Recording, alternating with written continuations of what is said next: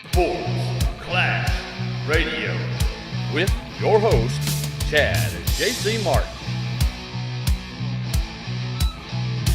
Hey guys, it's Survivor Series. We're doing the preview, and let me just say, at first I was not really excited as much about this pay-per-view. I always look forward to Survivor Series because I think it's a lot of fun.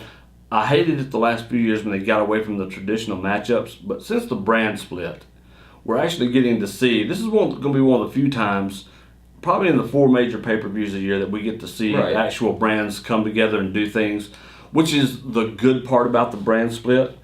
So now that we're having all these traditional matches, I think WWE has done a pretty good job of getting me in. I know they have, because now I am interested in it. This past week and a half or so, this past 2 weeks, they've done a good job at piquing my interest with some of the things. Probably the best thing they've done is keep Lesnar and Goldberg apart. We're going to talk about that.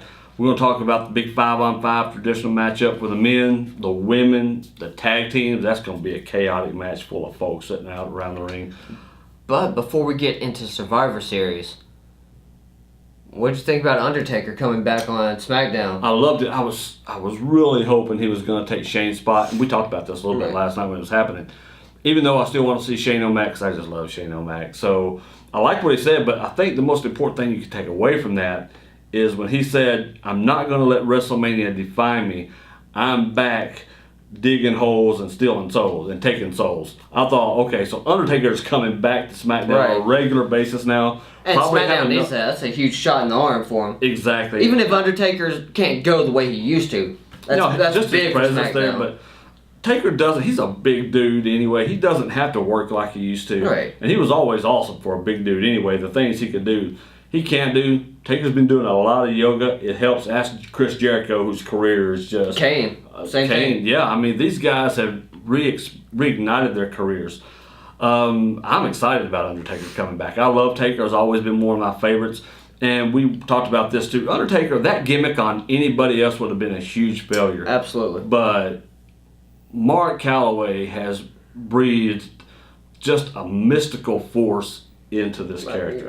It's amazing what he's done with it. You look at that man, you're like, that's someone I would not mess with. Oh no! Like, I wouldn't mess with that dude. No. And he doesn't even have to be in the Undertaker getup. Like, you go back to his whole American Badass character. Yeah. Same thing. Like, you just look at that guy and it's like, man, like, that dude's legit. Yeah, like, there's a reason he's respected. He is a 6'10", 325 pound, just rough, tough Texan. Exactly. So I'm excited about Taker coming back. I was like, yes, here we go.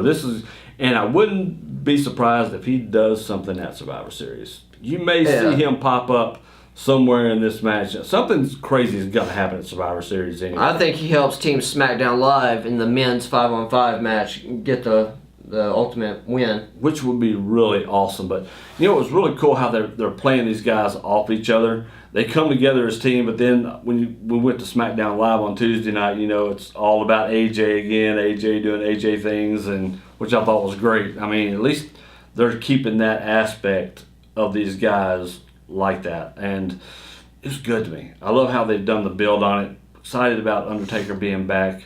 It was an interesting way to end SmackDown, I thought. There was no real... Usually when you have these go-home shows, there's some kind of brawl or something at the end of a show. But they did that on Raw. Yeah, they did that earlier in the night with women, and on Raw they had the big brawl at the end of it.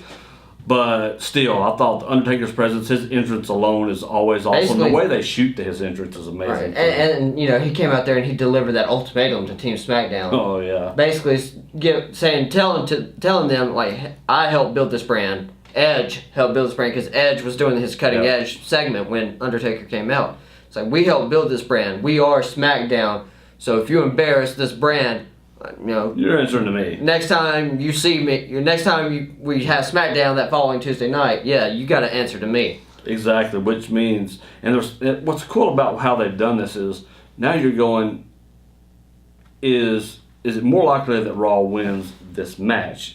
Just because of the storylines that they set up. We're going to talk about that in a minute. It's hard for me not to jump ahead because we kind of get into that mode. But we'll visit that here in a minute. But let's go ahead and knock off the Cruiserweight Championship. Brian Kendrick versus Kalisto, who's on SmackDown. Kalisto wins. Of course, the Cruiserweight division goes to SmackDown. They have been suffering at Raw. It's no surprise.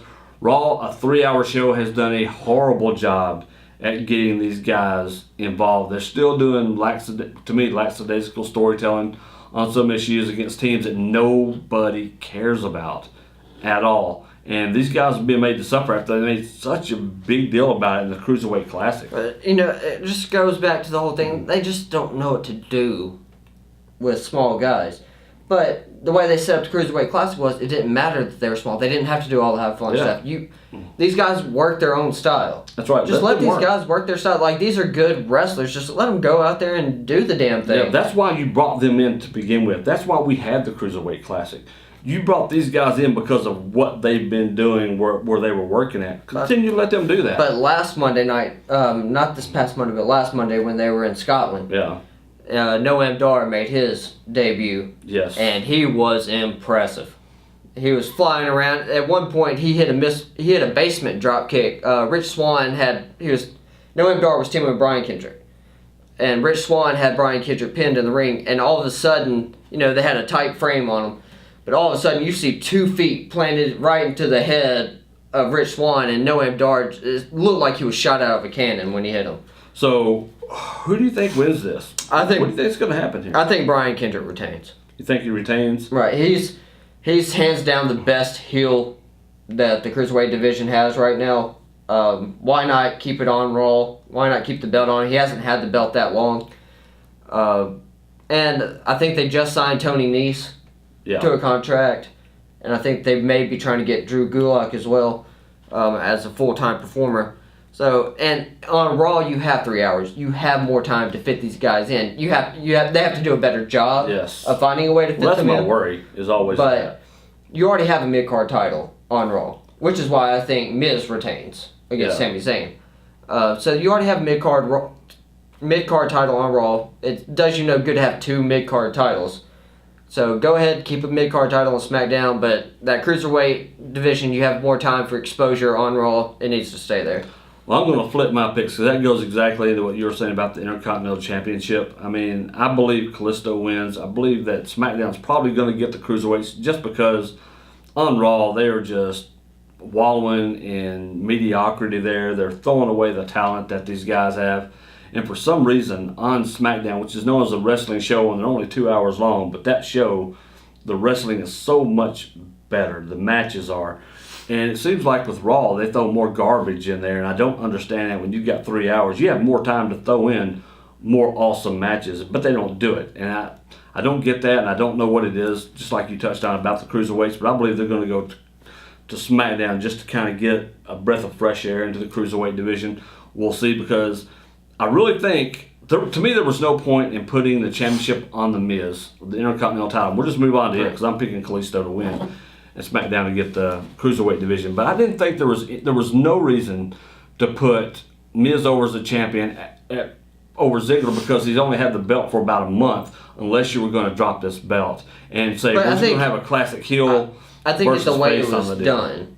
Yeah. It wasn't done poorly, because you had Maurice with the assist there. Well, you had Maurice and the Spirit Squad. Exactly. So it really took 4 people to beat Ziggler in that instance. So Ziggler doesn't come out of it looking weak. But like you said, I agree. It was bad timing. Because I would love to have seen a Ziggler-Zayn match. I thought the Battle of the Z's would have been awesome. They would tear the house down. I think they would have. It would have been great. And for that reason, and I say that, but I can see this going one of 2 ways. Because they haven't done a lot with Sami Zayn at all on Raw. Now, they're going to make him look like a threat to Miz. Exactly.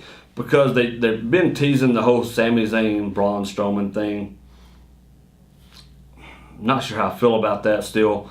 And that's one of the reasons I could see Zayn maybe not winning the title. I don't think he does. After doing all of this thing, I'm going to say I don't like the fact that I don't want the Intercontinental title to go to SmackDown, but I can see the WWE doing some ridiculous things. And I think this is going to be one of those ridiculous things. Don't butcher that. So I'm going to pick Zayn, even though I don't want the Intercontinental Championship to go to Raw. Now, if they're smart, what they'll do is they will make Miz retain the title. And who knows, maybe Sammy can come to SmackDown to chase after he's screwed out of the title. That's what I'm really hoping for, is that Zayn gets screwed out of the title by Miz, Maurice, those guys, and then he comes to SmackDown because he wants to prove it. Then you've got Ziggler, Zayn, and the Miz going back and forth for this title. That could be fun. Because right now, SmackDown, they have a significantly smaller roster than Raw. Of course, they're operating on one less hour of exposure per week.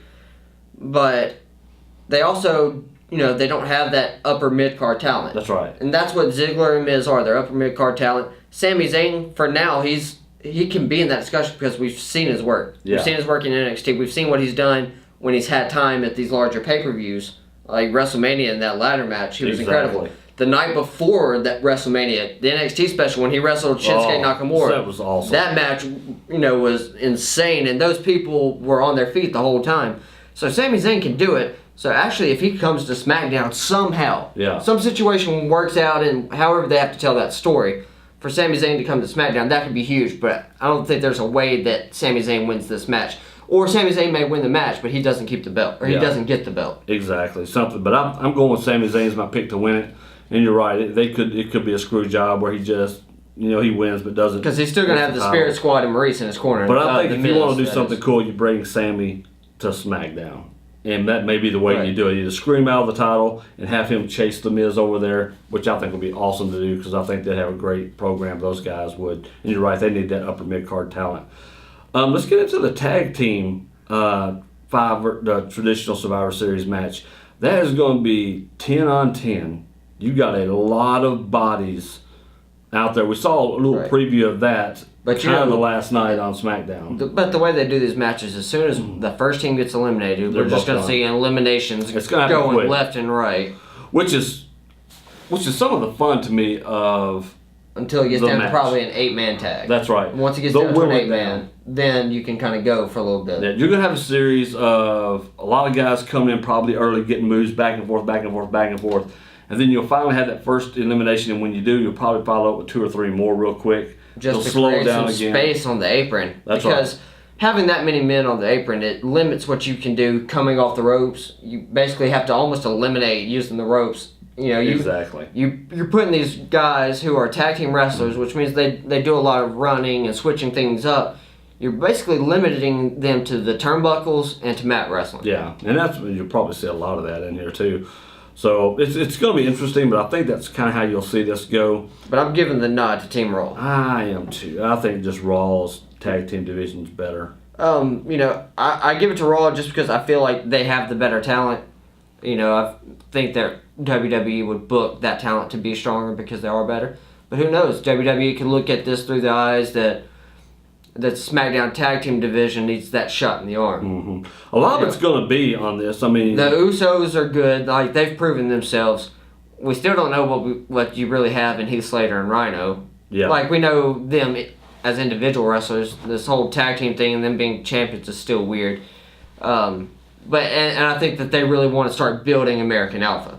Yeah, I think so too. So they may go ahead and give this to SmackDown, but I'm going to lean with Team Raw. Well, I think you're going, and when you have to take a big picture look at this whole pay-per-view. They're going to go 2-2 with one match that's going to determine it all, and that's going to be the men's match. It's going to determine who wins Survivor Series. So I just looking at the card, you're kind of going. You know that Raw's going to win 2 early, and SmackDown's going to win 2. The key is who's going to win what. And because then it's going to come down to the men's deciding that, but it's going to be split up until the semi-main. I think is what that'll be. But I think knowing WWE and the way that they do things, I don't even think it gets set up with that kind of forethought. Oh, I think they'll do that because that's just booking for WWE. They won't say, well, Raw's dominant or SmackDown's dominant. We're going to do something at the end to create this and make a story out of it. And I think that's what'll happen on it. Because the way I'm going to look at this, to go ahead and kind of show my hand here. So you've already got Raw winning, what, 3? No, I've got Raw winning 2 so far. Oh, do you? Yep. Brian Kendrick retains. And The Miz. And then Miz, but he's on SmackDown. So do you think... And then Team Raw wins the tag team match. But then I'm going to have Team Raw go ahead and win that women's match, too. Because they have the better women's talent. Yeah. Like, I don't think anyone would really buy... I think the SmackDown women beating the Raw women would hurt the Raw women more than it would build up the SmackDown women. But then, that's why I think they throw the curveball and have the SmackDown men in the 5-on-5 match win that big showdown. Yeah. I think that the SmackDown tag team will win. I think Anderson and Gallows going to screw their team over because they're the club, and they're just going to do it because they're friends with AJ still. And I think you might even see a backstage segment with them and AJ. So I think they're going to screw their own team in this deal because they hate Enzo and Cass. Watch and see. I think that's what's going to happen there. They're my pick, SmackDown. And going into that, the women's, I think Raw women's. I agree wholeheartedly there. I'm not impressed really with the status of the SmackDown women's team. I don't see any way that they beat the SmackDown women's team. All right, so and that's how I've got it 2-2. So at this point, you have it 2-2. I have it 2-2. You have Raw winning 2. You have SmackDown winning 2. That's right. You have Kalisto becoming the new Cruiserweight champion. That's right. Then you have Sami Zayn becoming the new Intercontinental champion. Or win by DQ. One of the two ways Sami's going over. Okay, so Sami goes over. So Raw has a win, SmackDown has a win. Yeah. Then you have SmackDown winning the tag team match, and then Team Raw winning the women's match. That's right.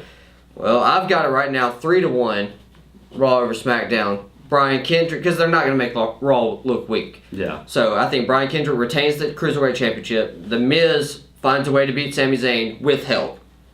They'll make Sami look strong. They'll book him strong. He'll compete strong. But Miz will win with help. So that's SmackDown's one win. Team Raw wins the tag team matchup. Team Raw wins the women's matchup. But Team SmackDown Live is going to win the 5-on-5 men's match, whether that's help from Gallows and Anderson, helping out AJ Styles, whether that's The Undertaker coming out there and helping, or whether that's Seth Rollins and Kevin Owens imploding, or Chris Jericho and Kevin Owens imploding. Yeah. You know, something like that, or Braun defecting and helping out Bray Wyatt. That's what's kind of really cool because I see a lot of crazy things happening in this 5-on-5. I think this is finally where you see Roman Reigns turn heel. The combustible storylines for Raw are much greater than the likelihood of SmackDown's, because SmackDown's really only combustible element is AJ Styles and Dean Ambrose. Because right now you've got Randy Orton and Bray Wyatt working fairly well together. That's still a relatively fresh storyline, and I hope that unlike what they've done in the past, they actually stretch this out a little bit. Don't do the quick turn. Because they've got their pay-per-view coming up at TLC. Yeah, and you can stretch this out into Royal Rumble. I mean, Randy, I would love it if they did. Because I think it would be cool if you have, maybe somehow over the upcoming months, make AJ, turn AJ face. Turn it back face, but you have Randy Orton help Bray Wyatt win the Royal Rumble. And then Bray Wyatt versus AJ Styles at WrestleMania could be a lot of fun. Tough. Especially with that wild reception that Bray Wyatt got at this past year's WrestleMania 32. That could be incredible because fans are behind Bray Wyatt. They like what he does. He's creepy. He's engaging. He's entertaining. He doesn't even have to put together a coherent promo. Yeah. But people love it. I'm going Team SmackDown as well. I've got Team SmackDown winning the thing. But I think, and it's going to be something crazy. And you know what? We might as well talk about that right now. And you just mentioned a few scenarios. But I think we'll see Triple H at the Survivor Series. And I think him and Rollins are going to go back. It's either that. I think either Triple H comes out there and gets involved with Rollins because they're getting ready to stretch that out going into WrestleMania. That'll just happen. So they may wait and push that until maybe the Royal Rumble. They could do something where Rollins is trying to win the Rumble, then Triple H screws him. Could happen there, and you see them having a match at WrestleMania because they still haven't went back and solved that storyline yet. So it's coming, and you can bank on that. Or you can have, like I said, Roman Reigns is going to turn heel. He's not turning heel in this match. Because they're setting up the Roman Reigns Kevin Owens feud right now. Exactly. So he could turn heel a few months down the road, but it's not going to happen at this point. He's coming, but I think you could see even more seeds of that in this thing. I really think what they're going to do though is they're going to play up this Shield reunion a little bit more before they break up both teams of Owens and Jericho, and which has been just money these last few months. There will be a Shield spot. Something will happen in this match where there will be a 3-man Shield reunion spot where Ambrose, Rollins, and Reigns are on the same page because someone on whichever team does something stupid. And that'll be huge. You want to talk about popping? That crowd will explode when that happens. Absolutely. I still think you see Triple H, and I think you're going to see Undertaker make appearances in that match, but I think SmackDown Live takes it. And you've got Raw Or you got No, I've got taken SmackDown. too. That's right. I got SmackDown. So you got it 3-2. I have Raw 3-2 with the main one going to SmackDown. I've got it 2-3 SmackDown. Main event, and I'm not sure when they're going to put this match on. I hope It'll be a main event. I really hope not, because I think you're going to need a match that really sets the tone, and that's not going to be Lesnar Goldberg. It's going to be fine for what it is, but it's just going to be a slugfest. It's not going to go long. It's not going to be pretty. If they go 10 to 12 minutes, Goldberg has shocked. screwed up a lot since he's been back. Yeah. Not anything that can't be forgiven. Yeah, I mean, it's nothing been too catastrophic or anything. It's not something that's going to ruin an angle. But he's had his slips. I mean, he's 50 years old, in impeccable shape. And he's been out of the ring for a while. Right. That's the biggest thing. He's been out of the ring. Right. Being in shape and being in ring shape are vastly different things. It's so different when you're doing that. It's hard to get back in ring shape after 12 years. If they're bringing Goldberg back, I don't think that they're going to have him lose. I don't think so either. Now, I said the same thing about Sting. He lost both of his matches that he had in WWE. But different stories. Sting wasn't in great shape, and he was already in his mid to late 50s. Goldberg's just at 50. But Lesnar, he's WWE's monster. He's the resident monster, so he's not losing. I think this either goes to a double count out or double DQ. Yeah, and you know what? That could be where you see some. You might see Goldberg get the upper hand in that. Yeah. But Lesnar's not taking a loss. Goldberg's not taking a loss. And you could see some kind of surprise or something happen in that match. There's no telling what shape or form that could come into, but that has the potential. My fear is that they do put it on last. My hope is that they don't. I really hope they put it on before. Semi-main. Yeah, because you need this main. To me, the 5-on-5 men's match is going to just completely own this show. There are going to be some epic spots in this thing. I think the storytelling will be off the chain. You have so many great personalities in this match. Right. Because Jericho's probably hotter than anyone in wrestling right now. I think they learned their lesson from the last time they had Brock Lesnar main event match. And that was him and Orton, I think it was. Yeah, because people just don't care. They don't. So I think if they're smart, they put that on semi, let the 5-on-5 men's go last. Really end the show on a high note. I'm looking forward to the 5-on-5. The men's 5-on-5 match, I'm so excited for, because I know I'm going to be entertained for about 30 minutes. Right. I know it's going to be worth it, and I want that to end my night. Because regardless of what happens on the rest of this card, that match, if they finish that match on a great note, whoever wins it, whether it's Raw or SmackDown, and make it fun and entertaining, that's what you're going to remember. You're going to remember that, oh my damn, did that just happen? And you're going to feel good about the show after that. I would like for the women's match, because I think the women's match could be something really fun too. I think the women's I would match like for it to come down to Charlotte, Bayley, and Sasha on Raw. Yeah. To, maybe Becky Lynch and Alexa Bliss on SmackDown. Definitely. I think that could get real interesting with the dynamics there. I've really become a fan of Alexa Bliss. Right. She is, to me, she is AJ Lee 2.0, just bad shit crazy. I mean, Absolutely. she is, and I love that about she's her. More, just a little firecracker. Right, she's more princess mode about it. She is the poor man's Harley Quinn, kind of. She's like, she's a mixture of so many different things that it works for her because it's her own little personality. And she's like a little firecracker. And the fact that she's all a 3 foot nothing. Exactly. And it's just mean. I mean, that's what I love about her. So, and weeks ago when we started really talking about Alexa Bliss, neither one of us were just super impressed. We saw that there was potential there. That's right. But it really had to come out. What surprised me is how fast her development has been since she got to the main roster. Exactly. I love Alexa Bliss. I love what she's done and how she has taken the ball and the opportunity.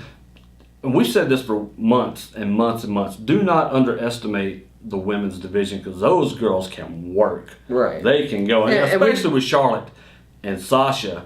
And I know I give Nikki Bella crap as much as anybody else, but that don't mean she can't work. The girl can still go. Now, is she up there with Charlotte and Sasha and Bayley? No. No, but she can work. She's not bad. She's not great, but she's not bad or anything like that. So I think this match is going to be awesome. I mean, you're right. When you have Alexa Bliss in there, it's just going to be fun. I'm excited. Yeah, it's going to be a really fun match. Of course, I do think that Team Raw ultimately wins. I do too. But I think Charlotte gets eliminated in this match. Oh, I think so. Because like we're talking about with the Shield spot, you can do a spot where Sasha and Bayley and Becky Lynch team up against Charlotte because Charlotte starts. Because it could come down to where it's Charlotte, Sasha, and Bailey against Becky by herself. Yeah. And then, maybe Charlotte starts getting bossy and getting too big for her britches, and the three of them, really put down Charlotte. And don't forget, you've got Nia Jax in this thing. The monster is going to be in this match. This actually could be a dominant win for Raw. It could. Really. If they don't get creative on how they're going to take her out. I like that they use her as, at least how they used her on SmackDown when they did the Raw women versus SmackDown women in the Brawl. Nia Jax came in there and she started, hunting heads, really. She was just taking people out. Boom, boom, boom, boom, boom. Well, then she goes to get a little overzealous and she puts all of her weight into motion and running. Oh, yeah. And sold out on a move, and then her opponent ducked out of the way. She goes crash through the barricade. It could be one of those instances where Nia Jax takes herself out of this match inadvertently. Well, I think it's probably what happened. It's a good call. It's probably what happened with that. So, all in all, I'm looking forward to Survivor Series. Yeah, they have turned it, because I know you weren't real thrilled about it going into it. I wasn't thrilled about Hell in a Cell going into that, despite the fact that there were 3 Hell in a Cell matches. I wasn't too crazy about it. And I really was not crazy about this at all. Because I like seeing titles defended. Because you can typically give those guys 20, 25 minutes and just let them shine. But some of these matches will still get 20, 25 minutes for sure. Exactly. Because they still have a 3-hour show to fill. And I think that's why we've got the Intercontinental Championship on here and why we got the Cruiserweight Champion on here, is to satisfy those championship matches. I can really see why they didn't do it, because they're saying, okay, we're going to stretch out some of these stories. Since we're doing all these pay-per-views every month, we're doing 2 a month now, for the most part. So I can kind of see why they didn't. I'm just excited about it. I just want to see some good wrestling, some good entertainment. I just want to be entertained. Absolutely. And I think they have a chance to do some really good stuff here. So we'll see what happens. And we didn't even talk about Cesaro and Sheamus. They're in that tag match, I think. And that's why I think Raw is going to win. Raw on that side has so many dominant tag teams and guys who are just... I just don't see any way that SmackDown can win the 10 tag match. And even though I picked them to win it, to me, I think it's going to come down to some betrayal on Gallows and Anderson part for that to happen. And then the falling apart of Sheamus and Cesaro. But I think it could... I don't think the SmackDown team wins the 10 versus 10 tag match there. But I think we're going to see an impressive showing from American Alpha. Yeah. I think they're going to have American Alpha probably eliminate 2 teams by themselves, maybe 3 teams. Well, that'd be impressive, but I don't know. You got Big Cass in there, and right. Good Lord. Well, I think that you're going to get a disconnect, whether it's Gallows and Anderson walking out on their team, or whether you have them costing Enzo and Cass and them getting eliminated. That's what I mean. I think that's why I went with Team SmackDown. I really think they can take out themselves is what's going to happen with a lot of that. But dysfunction. Yeah, I think despite whatever happens, I think WWE really wants to push American Alpha. I think so, they want to, but American Alpha is going to have to give them a reason to do so. I think this Survivor Series match, they could book American Alpha strong, and then American Alpha has to also deliver at the same time. Yeah, it's going to be interesting to see. Well, guys, we appreciate you tuning in. Thanks for watching the show. Let us know what you think. What's your preview? Who do you think is going to come out on top in the brand versus brand, Raw versus SmackDown? Follow us on patreon.com/SportsClash. Leave your comments and subscribe below on our YouTube channel. Follow us on Facebook at Sports Clash Radio. Follow us on Twitter at Sports Clash Rad, SoundCloud, Sports Clash Radio. If you just want to hear the audio podcast of our shows, don't want to watch the videos, well, that's where you're doing it. If you're listening on that and you want to watch the videos, jump over to our YouTube channel at Sports Clash Radio. You can see these ugly mugs right there. Like, share, subscribe, all of it, any of it. And we appreciate those. We've really started getting some traction here lately, and we keep saying that, but it's kind of fun to watch. And I've said this, it's a work in progress. We're kind of new to the whole thing. It's really become a lot of fun. We've been doing this, somewhat for about 3 months now. That's right. And it keeps being fun and entertaining. We get to talk about things we really like to talk about. And if there are things you want us to talk about or an opinion you want to share or want our opinion on something, hey, let us know. Leave it in the comments. Send us a message. We appreciate it. Thank you guys for tuning in. We'll talk to you soon.